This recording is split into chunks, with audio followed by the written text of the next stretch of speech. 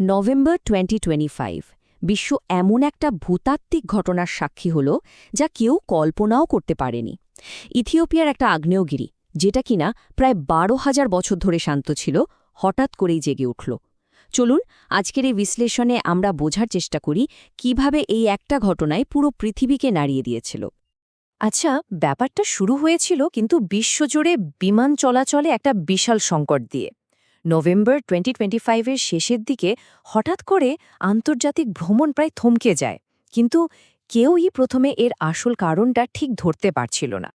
প্রশ্নটা তো এটাই ছিল, তাই না, যে ঠিক কি এমন ঘটল যার জন্য একটা বিশাল অঞ্চল জুড়ে হাজার হাজার ফ্লাইট বাতিল করতে হলো। এর ব্যাপকতা আর তীব্রতা কিন্তু সবাইকে রীতিমতো অবাক করে দিয়েছিল। আসল কারণটা ছিল একটা বিশাল রহস্যময় ছায়ের মেঘ। এই যে দেখুন, এর ভৌগোলিক বিস্তার ছিল অঞ্চল। ইথিওপিয়া থেকে শুরু করে লোহিত সাগর, আরব উপদ্বীপ, এমনকি ভারত উপমহাদেশ পর্যন্ত এই ছাই কিন্তু ছড়িয়ে পড়েছিল। 12,000 বছর, ভাবা যায়? বিশাল একটা সময়, তাই না? ঠিক এতগুলো বছর ধরেই একটা ভূতাত্ত্বিক শক্তি নীরবে ঘুমিয়েছিল, যেটা এই বিশাল সংকটের জন্ম দিয়েছে। তো চলুন এবার মূল রহস্যর উৎসের দিকে যাওয়া যাক। এই ছাইয়ের উৎস হল ইথিওপিয়ার হেইলি গুবি আগ্নেয়গিরি। এটা এমন একটা আগ্নেয়গিরি যা পুরো হলোসিন যুগ ধরে, মানে বলতে গেলে প্রায় 12,000 বছর, যখন থেকে মানব সভ্যতা ধীরে ধীরে বিকশিত হতে শুরু করেছে, ঠিক তখন থেকে একদম শান্ত ছিল। এই আগ্নেয়গিরির অবস্থানটা ভূতাত্ত্বিকভাবে কিন্তু খুবই গুরুত্বপূর্ণ। এটা পূর্ব আফ্রিকার রিফট ভ্যালিতে অবস্থিত, যা পৃথিবীর সবচেয়ে সক্রিয় টেকটনিক অঞ্চলগুলোর মধ্যে একটা। এখানে পৃথিবীর দুটো বিশাল ভূখণ্ড বা প্লেট ধীরে ধীরে একে অপরের থেকে দূরে সরে যাচ্ছে। তো এখন আসা যাক মূল ঘটনাটায়। অগ্ন্যুৎপাতটা ছিল একদম হঠাৎ এবং প্রচণ্ড বিস্ফোরক। মানে হাজার হাজার বছরের নীরবতা ভেঙে পৃথিবী যেন তার আসল শক্তিটা দেখাচ্ছিল। এর শক্তি ঠিক কতটা ছিল সেটা সবচেয়ে ভালোভাবে বোঝা যায় ওখানকার স্থানীয়দের কথা থেকে। একজন গ্রামবাসী যেমন বলছিলেন, তার নাকি মনে হয়েছিল যেন একটা বোমা ফেটেছে। এই একটা কথাই ঘটনাটার আকস্মিকতা আর ভয়াবহতা তুলে ধরার জন্য যথেষ্ট।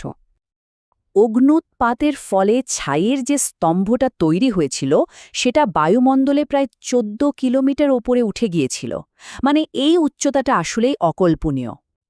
আর এই 14 কিলোমিটার উচ্চতাই ছিল কিন্তু বৈশ্বিক সংকটের মূল কারণ। কারণ এটাই হলো বাণিজ্যিক জেট বিমানগুলোর স্বাভাবিক চলার পথের উচ্চতা। আর ঠিক এই কারণে ছাই সরাসরি বিমানের রুটে ঢুকে পড়ে এবং সেই সংকটটা তৈরি হয়। এই একটা অগ্ন্যুৎপাতের ফলে কিন্তু দুটো ভিন্ন সংকট তৈরি হয়েছিল। একটা ছিল আধুনিক প্রযুক্তিকেন্দ্রিক বৈশ্বিক সংকট, আর অন্যটা ছিল একদম স্থানীয় মানুষের জীবন জীবিকার উপর এর ভয়াবহ প্রভাব। এখন একটা প্রশ্ন আসতেই পারে যে এই ছাই বিমানের জন্য এত বিপজ্জনক কেন? দেখুন, বিষয়টা খুব সহজভাবে এখানে বলা আছে। আগ্নেয়গিরির ছাই আসলে পাথরের অতি ক্ষুদ্র কণা। যখন এটা একটা জেট ইঞ্জিনের ভয়ঙ্কর গরমে ঢোকে, তখন এটা গলে যায় আর ইঞ্জিনের ভেতরে একটা কাচের আবরণের মতো স্তর তৈরি করে, যা শেষ পর্যন্ত ইঞ্জিনকে পুরোপুরি বিকল করে দিতে পারে।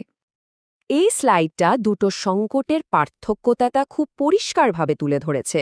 একদিকে বিশ্বজুড়ে এয়ারলাইনগুলো ফ্লাইট বাতিল করছিল, যার ফলে বিশাল অর্থনৈতিক ক্ষতি হয়, আর অন্যদিকে ইথিওপিয়ায় গ্রামগুলো পুরো ছাইয়ে ঢেকে গিয়েছিল। ভাগ্য ভালো যে কোনো হতাহতের ঘটনা ঘটেনি, কিন্তু ওখানকার পশুপালকদের জীবনজীবিকা, তাদের গবাদি পশু, চারণভূমি সবই ছাইয়ের নিচে চাপা পড়ে গিয়েছিল।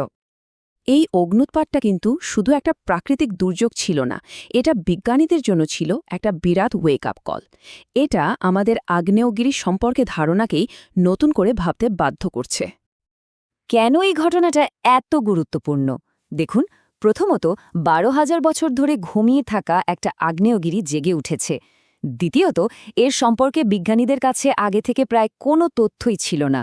আর সবচেয়ে গুরুত্বপূর্ণ বিষয় হল, এটা প্রমাণ করে দেয় যে মৃত বলে ধরে নেওয়া আগ্নেয়গিরিও কোনো রকম দীর্ঘমেয়াদী পূর্বাভাস ছাড়াই হঠাৎ করে সক্রিয় হতে পারে। এই ঘটনার পর বিজ্ঞানীরা এখন একটা নতুন তত্ত্ব নিয়েও ভাবছেন।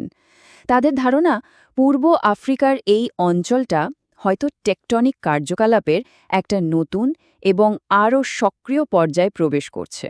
আর এর ভবিষ্যৎ প্রভাব কিন্তু সুদূর প্রসারী হতে পারে। শেষ পর্যন্ত হেইলি গুবির অগ্ন্যুৎপাত আমাদের খুব সহজ কিন্তু ভীষণ শক্তিশালী একটা সত্য মনে করিয়ে দেয়, আর সেটা হলো এই স্লাইডের কথাটাই। পৃথিবী জীবন্ত, আর কখনো কখনো হাজার হাজার বছরের নীরবতার পরেও সে তার অস্তিত্ব জানান দেয়।